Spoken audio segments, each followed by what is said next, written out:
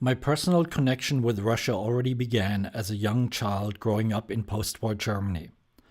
In the darkness of our small refugee room, I would listen to the sad and soothing voice of my father as he conjured images of endless winter landscapes, of soldiers battling their way through snowstorms, and of people hiding in stables and barns.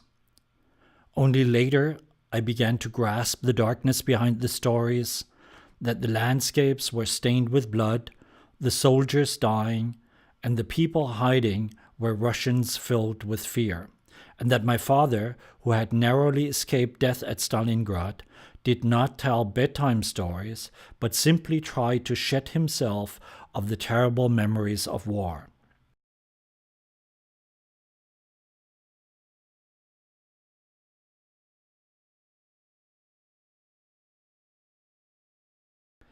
As a teenager in post-war Germany and still later as a young photographer, I was so stricken with collective national guilt that I did not allow myself a critical look at the nation that had suffered so much from the deeds of my forefathers.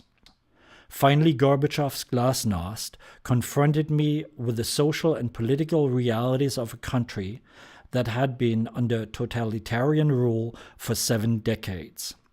As I portrayed Russia's transformation from a state-controlled to a market economy at manic speed, I gradually discovered that, though Soviet rulers had professed concern for workers and respect for nature, they destroyed both with their environmental recklessness.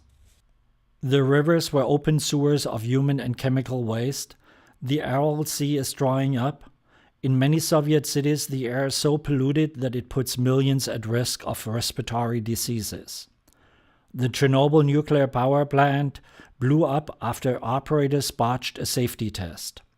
Radiation inside the exploded core is still so high that heavily protected workers are only allowed 1 shift of 15 minutes per day. The town of Pripyat is a chilling ghost town littered with the remnants of its hasty abandonment.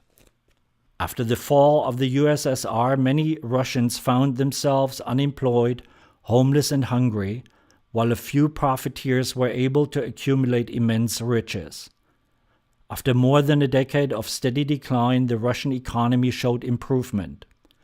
While changes first became obvious in the big cities, now Siberia, once associated with banishment and desolation, has become Mother Russia's best hope, all because of gas and oil, which have created unprecedented wealth in the region and dreams of fast fortunes and quick bucks. Driven underground by Soviet rule for nearly 80 years, the Russian Orthodox Church has been resurrected to its former splendor. Millions of Russians rush to be baptized, eager to be reunited with their historical past. Thousands of ruined churches have been restored to their original opulence, and the clergy have resumed their traditional rituals. The monastic life has returned, troubled youth are being converted, and an icy swim in the priest-blessed waters cleanses the soul of sins.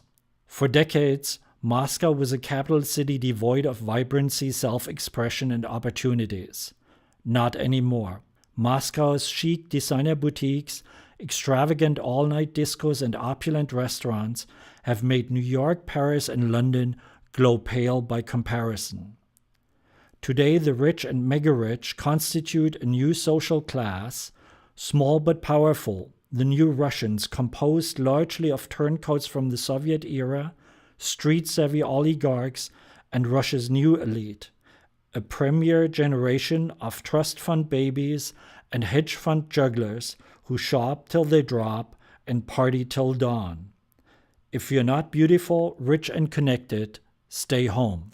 Outside of the party zone, the nights are dominated by the disenfranchised.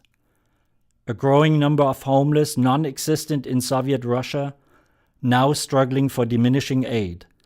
Gastarbeiters from former Soviet bloc countries looking for a slice of the pie, and the militia sweeping the streets of illegals while turning a blind eye on prostitutes working as escorts in private, high-end brothels that service the business and political elite. However, as the global economic crisis starts affecting Moscow, the question arises, when will the lights go out on the party?